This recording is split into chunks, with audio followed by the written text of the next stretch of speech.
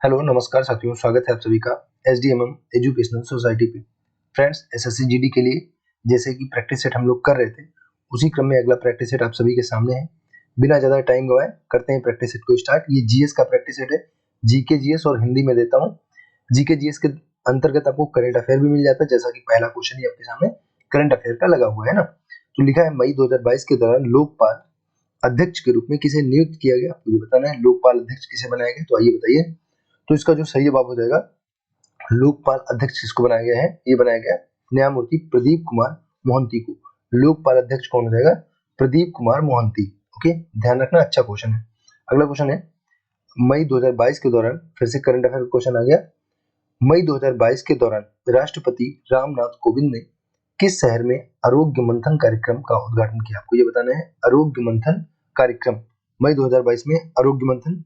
तो 22 का option number जो है वो हो जाएगा डी, भोपाल हो जाएगा। आरोग्य मंथन का स्टार्ट किया गया भोपाल में। तो ध्यान रखना, मई 2022 के दौरान राष्ट्रपति रामनाथ कोविंद ने, अब तो द्रौपदी मुर्मू हो गई है राष्ट्रपति, लेकिन जब रामनाथ कोविंद जी थे इनसे पहले 14वें नंबर के राष्ट्रपति, उन्होंने क्या किया था, आरोग्य मंथन नाम से एक कार्यक्रम का उद्घाटन किया था, लॉन्च किया था। कहाँ पे?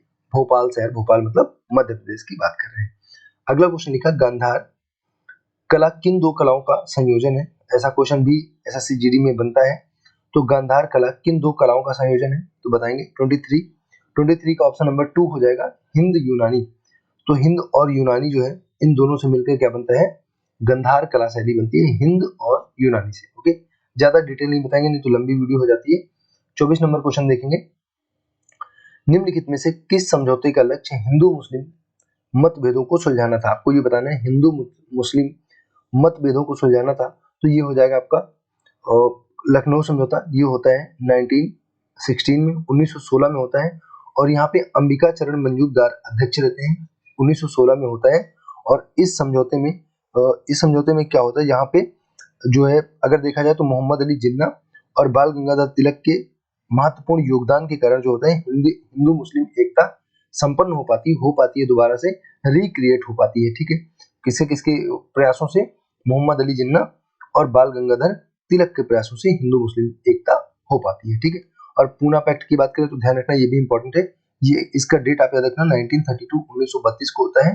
पुणे की यरवदा जेल में महात्मा गांधी और भीमराव अम्बेडकर जी के बीच में होता है 1932 में पूना पैक्ट। और गांधी इरविन की अगर हम लोग बात करें तो ये होता है 5 मार्च 1931 को, 5 मार्च 1931 को गांधी इरविन समझौता होता है। इसका थोड़ा सा ख्याल रखना ना।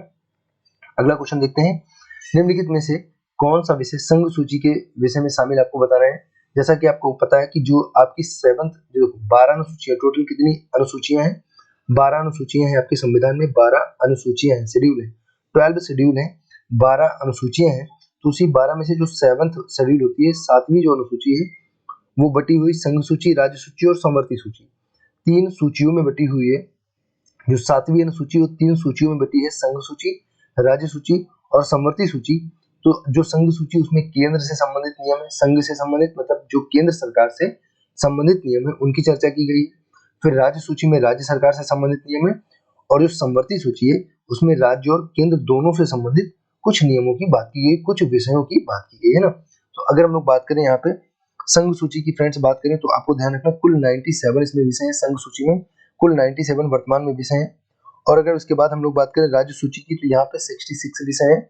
और फिर अगर हम लोग बात करें समवर्ती सूची की तो यहाँ पे 47 विषय हैं। इनको आप थोड़ा सा ध्यान रखना, 97 है, 97 आप देखेंगे संघ सूची में है, राज्य सूची में 66 है और समवर्ती सूची में सबसे कम है, कितने हो जाएंगे? 66 विषय हो जाएंगे समवर्ती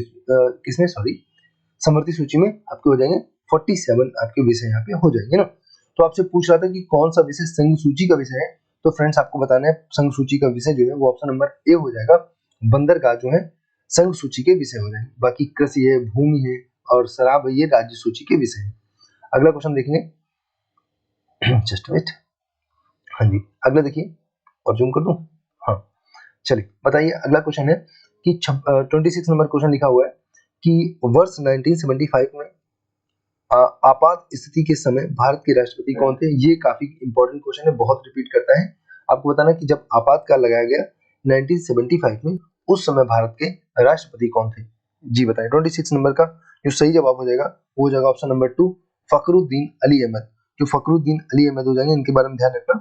ये आपातकाल के समय जो है भारत के राष्ट्रपति हुआ करते। बात अगर हम लोग आपातकाल की करें तो आपको पता है जो राष्ट्रीय आपात होता है आर्टिकल 352 से होता है, राष्ट्रीय आपात है ना।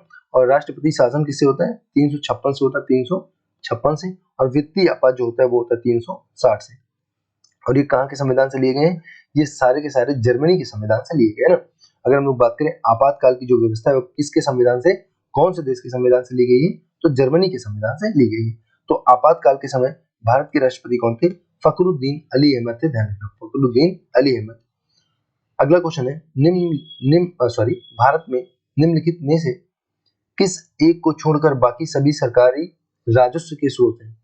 मतलब आपको एक को छोड़ के बाकी सभी सरकारी राजस्व के स्रोत हैं, तो आपको बताना है कौन सा सोर्स सरकारी राजस्व का नहीं है। 27 का जो आंसर हो जाएगा वो हो जाएगा option number B, anti dumping duty जो है ये सरकारी, यहाँ पे बताना है कि ये सरकारी राजस्व का स्रोत नहीं है। तो कृषि आय सरकारी राजस्व का स्रोत है। दूरस्थ यहाँ पे लिखा है दस्तूरी कर जो है ये भी हो जाएगा, और टोल टैक्स जो है ये भी हो जाएगा। तो एंटी डंपिंग ड्यूटी जो है इस सरकारी राजस्व का स्रोत नहीं होगा। अगला क्वेश्चन है महानदी के तट पर कौन सा शहर बसा हुआ है? तो आपको बताना है महानदी के तट पर, आसान क्वेश्चन है ये। आपका हो जाएगा 28 का ऑप्शन नंबर बी हो जाएगा कटक।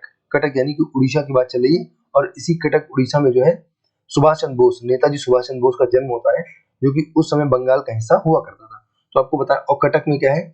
चावल अनुसंधान का केंद्र भी है। कटक में ही चावल अनुसंधान का केंद्र भी है ना। महानदी के तट पर कौन सा शहर है? कटक शहर हो जाएगा उड़ीसा का।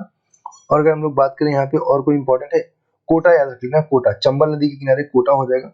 और अगर बेंगलुरु की बात करें, वैसे इंपॉर्टेंट तो नहीं है, कोटा याद रखना। बेंगलुरु जो हो जाएगा वृषभावती नदी हो जाएगी, वृषभावती है ना, वृषभावती नदी हो जाएगी। और अगर हम लोग बात करें बद्रीनाथ की, तो अलकनंदा नदी के किनारे, ये भी इंपॉर्टेंट है। बद्रीनाथ जो है अलकनंदा, और इसकी मैं बात करूँ वृषभा नदी है ना, वृषभा बोल रहा हूँ, वृषभा नदी ना, वृषभा नदी। अगला क्वेश्चन देखेंगे, कठोर कोयले का सबसे अधिक गुणवत्ता वाला कौन सा कोयला, आपको ये बताना है। सबसे अधिक गुणवत्ता वाला कोयला आपने सबको पता होगा, काफी आसान क्वेश्चन है, एंथ्रासाइड हो जाएगा, है ना। और उसके बाद दूसरे नंबर पे विटामिन आता है। ओके, एंथ्रासाइड हो गया, विटामिन हो गया। तो आप दूसरे नंबर का कभी अगर ये ऑप्शन में ना रहे तो आप इसको सही कर सकते हैं, विटामिन दूसरे नंबर पे सबसे अच्छा होता है। फिर बोलेंगे और कोयला अच्छा और बुरा किस आधार पे होता है? कार्बन की प्रतिशतता के मामले में। जिस कोयले में जितना ज्यादा कार्बन होगा वो उतना ही अच्छा कोयला माना जाएगा। बल आघूर्ण, अगला बताना है 30 नंबर की बल आघूर्ण की दिशा क्या है? ओके, 30 का जो है सही जवाब हो जाएगा ऑप्शन नंबर ए हो जाएगा, लागू बल की दिशा के लंबवत होगा। जो बल आघूर्ण होता है वो लागू बल की दिशा के लंबवत होता है, ध्यान रखना ना। अगला क्वेश्चन देखेंगे, देखो यहाँ पे मेंसुरेशन की एक तरह से फिजिक्स में जो मेंसुरेशन पार्ट से भी क्वेश्चन पूछ दिए जाते हैं साइंस में, तो आपको थोड़ा सा इसको ध्यान रखना है। 31 का जो सही जवाब हो जाएगा वो हो जाएगा ऑप्शन नंबर बी हो जाएगा। 31 का जो सही जवाब हो जाएगा, इसको देखेंगे, यहाँ पे लिखा है कैप्सिटेंस सी चार्ज क्यू और संभवतः, आप इसको देख लीजिएगा, इसका जो क्यू बराबर सीवी हो जाएगा, ऑप्शन नंबर बी हो जाएगा। अगला है कांस्य का, कांस्य आपको बताना है किसका किसका मिश्र धातु होता है, तो कांसा तो होता है टिन और तांबा का, ऑप्शन नंबर ए हो जाएगा। काफी इंपॉर्टेंट, ध्यान रखना, टिन और तांबा का जो है कांस्य मिश्र धातु हो जाएगा। और यहाँ पे अगर हम लोग बात करें तो 88% क्या होता है? तांबा होता है, 88% तांबा होता है, 12% जो है टिन होता है। तो मेजर जो पोर्शन होता है वो तांबे का होता है। कांस्य में जो है मेजर पोर्शन किसका हो जाएगा? तांबे का हो जाएगा ना। अगला देखेंगे, मानव शरीर में सबसे बड़ी ग्रंथि कौन सी, आपको ये बताना है। तो देखेंगे 33 और 33 का ऑप्शन नंबर फर्स्ट हो जाएगा, लीवर हो जाएगा। सबसे बड़ी जो ग्रंथि है वो लीवर यानी यकृत की बात चल रही है, सबसे बड़ी ग्रंथि हो जाएगी। पीयूष ग्रंथि के बारे में अगर पूछे तो आप सब जानते हो इसको क्या बोलते हैं? मास्टर ग्लैंड बोलते हैं, इसको मास्टर ग्रंथि बोला जाता है। पीयूष ग्रंथि को मास्टर ग्लैंड बोला जाता है ना। अगला देखेंगे, अगर और यहाँ पे जो लार ग्रंथि लिखी तो यहाँ पे पूछता है कि लार से कौन सा निकलता है? टाइलिन निकलता है, लार से टाइलिन नामक एंजाइम निकलता है ना। आइए अगले क्वेश्चन पे चलते हैं, 34 नंबर पे।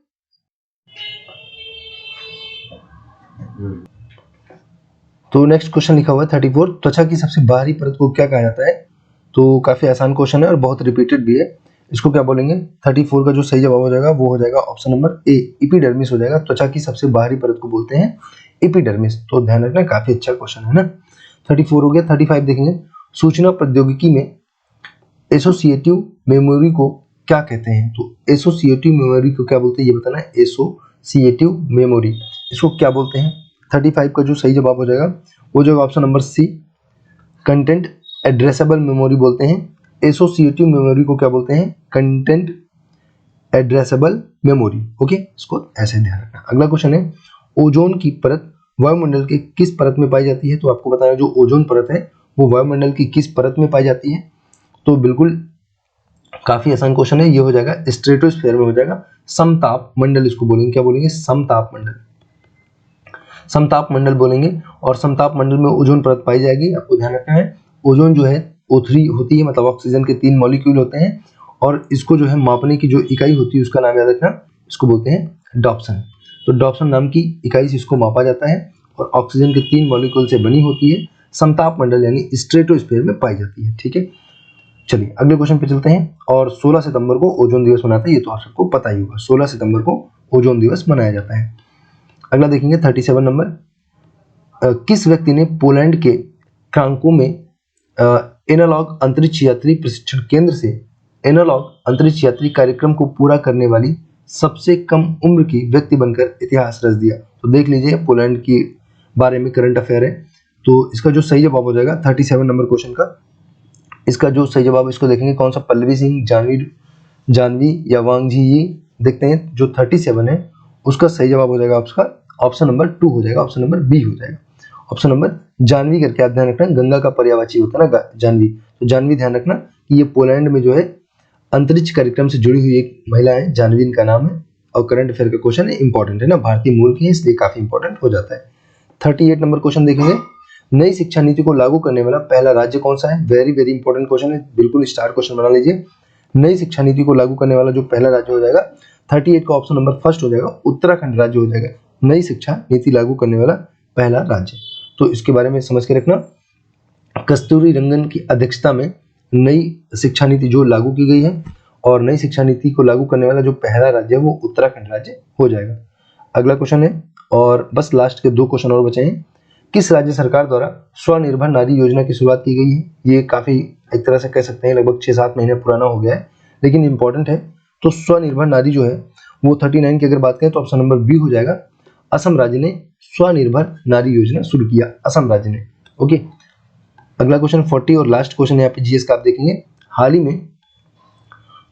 ही में पर्यावरण, वन और जलवायु परिवर्तन मंत्रालय ने किस स्थान पर हरियाली महोत्सव का आयोजन किया है? तो 40 नंबर क्वेश्चन है, इसका जो सही जवाब हो जाएगा वो हो जाएगा ऑप्शन नंबर सी, नई दिल्ली हो जाएगा। फिर से देखेंगे, हाल ही में पर्यावरण, वन और जलवायु परिवर्तन मंत्रालय ने किस स्थान पर हरियाली महोत्सव, इसका नाम है हरियाली महोत्सव, और कहाँ पे किया गया है इसका आयोजन? नई दिल्ली में किया गया है ना। तो ठीक है, ये था इस वीडियो का। Thanks for watching and God bless you all.